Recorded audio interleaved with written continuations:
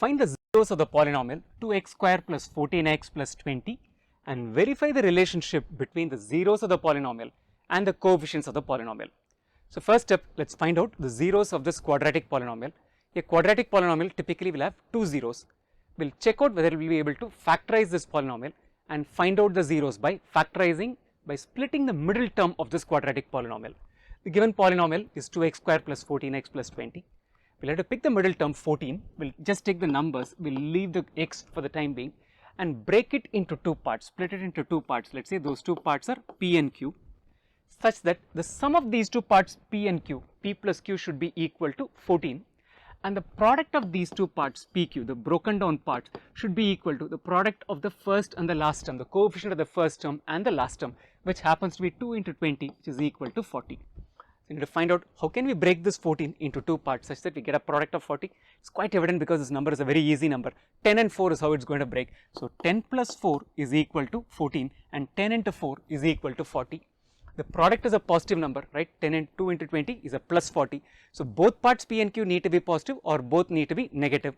So, let us check out whether it is both positive or both negative. The sum p plus q is plus 14, which essentially means that both these numbers should be a plus 10 and a plus 4.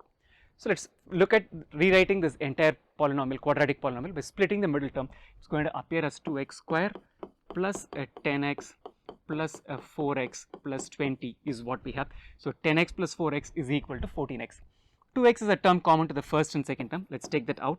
So, 2x, if I take it out, I will be left with an x and a 5. 4 is a term common between the third and the fourth term. That will again leave us with an x plus 5. So, it is going to factorize as x plus 5 times 2x plus 4, right. So, this quadratic polynomial now has been factorized as x plus 5 times 2x plus 4. So, what are the zeros of this polynomial? Zeros of the polynomial can be found out by equating one of the factors x plus 5 to be a 0, translates to the fact that x is equal to minus 5, which is one of the zeros of the polynomial, and second one is found out by equating 2x plus 4 to be equal to 0, which will translate to 2x is equal to a minus 4 or x is equal to minus 2. So, the zeros of the given polynomial are minus 5 and minus 2. You could have also basically quickly, you can do a quick verification of whether the answer is right or wrong. Plug in these values of x into the quadratic polynomial, see whether it basically translates to a 0, right. Let us plug in a minus 2 and check out. So, 2 into minus 2 square plus 14 into minus 2 plus 20, let us check out what this value is. 2 into minus 2 square is a 4, so 2 times 4 is equal to 8.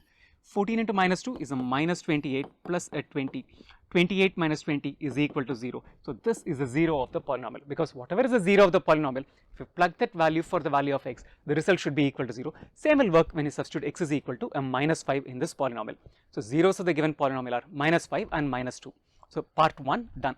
Part 2, we need to verify the relationship between the zeros of the polynomial and the coefficients of this polynomial. Let us say this 0 is equal to an alpha, and we will call the second 0 minus 2 to be equal to a beta.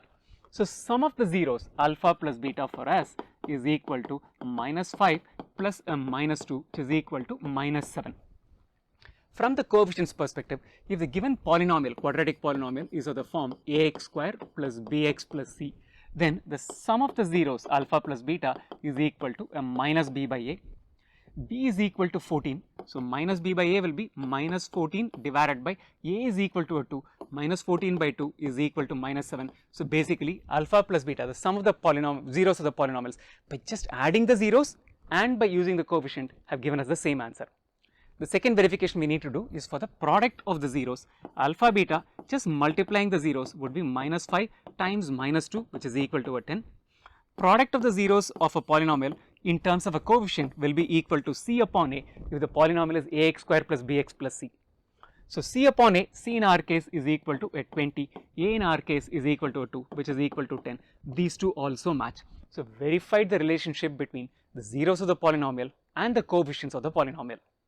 Before you leave, I want you to do two things. One, sign up at online.maxtute.com to get started with CBSE Class 10 Math online tuitions. It takes all of 5 minutes and less than 3 steps to get started. And second thing, I want you to subscribe to this channel and turn on notifications so that you get notified every time a new video is uploaded. Spread the word about this channel to your friends and classmates.